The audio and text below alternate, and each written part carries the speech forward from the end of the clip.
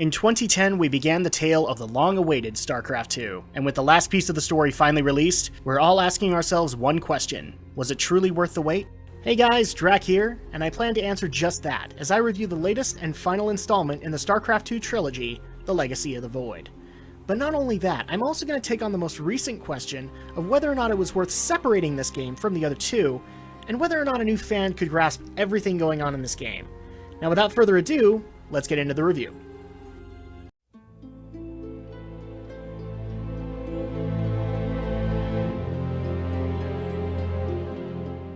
The game picks up as the Protoss race prepares to retake their homeworld of Ire from their sworn enemy, the Zerg.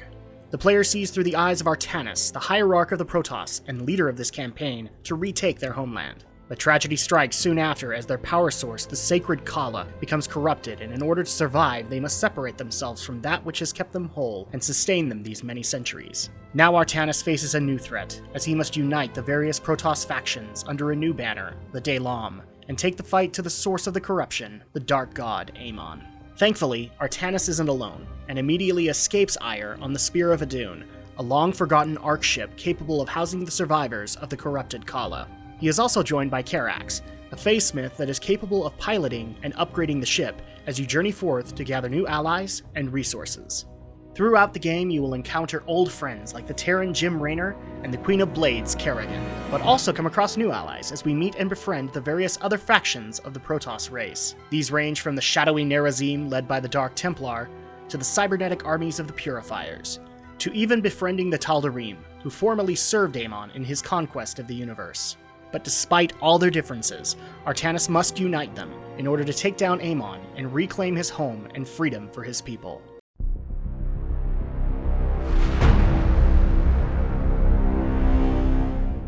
As with the previous entries, this game's polish is once again outstanding. This is especially noticeable when you see the new maps the developers at Blizzard had to create to showcase the history of the Protoss, and the flavors of each of the factions. But this didn't stop at the Protoss, as we have to revisit the aftermath of the events of the previous campaign, and see the war-torn and desolate Terran homeworld of Korhal, as it is recovering from the recent Zerg invasion by Kerrigan. All these and more are done with the established Blizzard polish. But with that said, a lot of the assets in the game have been reused quite a bit over the previous games, and it is frustrating to see a lot of missions that don't necessarily branch off the usual tile sets we've come to see in the game for 5 years now. So while it is nice to see new Protoss cities and landscapes, the fact that they're covered in Zerg creep or long since abandoned does take away from some of the lure of the new tile sets.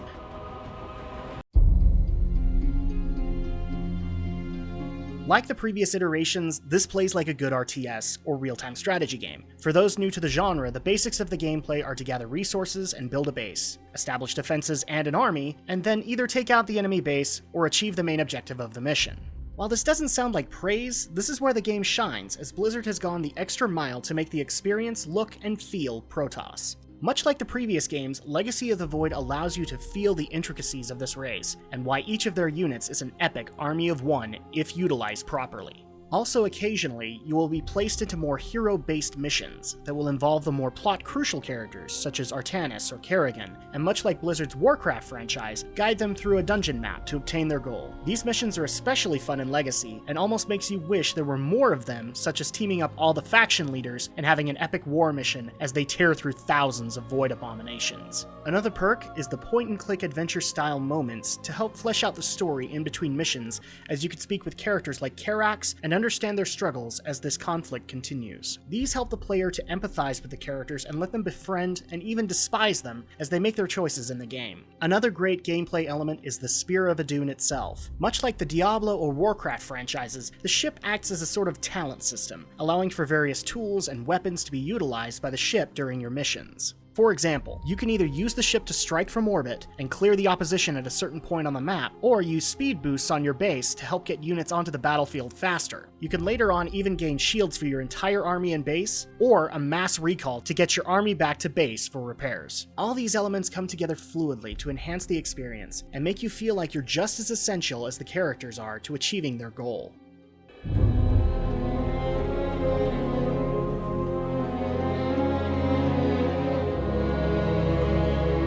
Across their game library, Blizzard is known for having epic musical scores throughout. Legacy of the Void, however, is not one of their shining examples. It's not to say the music is bad, but sadly it isn't very memorable. There were a lot of times while playing I didn't even notice the music over everything else, and when I did, I always felt like it could have been more epic to fit the moment of the mission. And since music is one of the best ways to set the scene, the immersion could have been better helped in this department. Heck, later on when I came across a Terran-focused mission and the music started playing, it made me remember just how much more immersed I was in Wings of Liberty, and made me want to stop playing Legacy in favor of some good old nostalgia. But where the music didn't necessarily deliver, the sound design and voice cast did in spades. With returning performances by Robert Clotworthy and Trisha Helfer, we also got very solid performances from the new cast of Protoss characters, such as Claudia Christian as Preserver Rohana, Travis Willingham as Karax, and John Delancey who played Alarak, the leader of the Tal'Darim. Coupled together with the awesome sound and Foley design of the units responding to these performances, it overall made for an excellent ride from start to finish.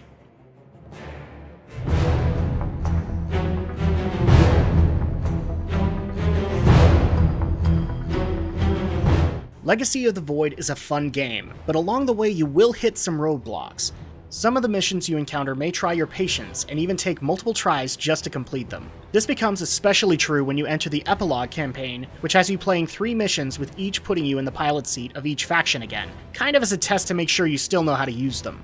While frustrating, these missions are usually the most worth it, as they will have either a story payoff for a character, or even better, unlock a super powerful unit for the Protoss you can use later in other missions. But the real question for most players is whether or not this has some replay value, and for the most part I would agree that it does. There's plenty of new achievements for collectors out there, which will take you back to all the missions, but usually on a higher difficulty, or a unique circumstance you need to complete the mission with.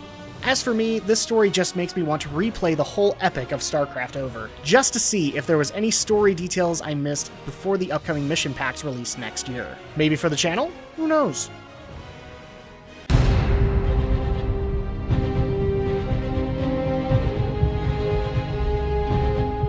Starcraft 2 has been, well to quote Tychus, one hell of a ride. And while it's over, and that is sad for a fan like me, I can look forward to the new mission packs that will tell new stories for characters like Nova. But overall, I would say that the experience for veterans of the series is entirely worth the payoff you get. For the newcomers is really where I shrug my head.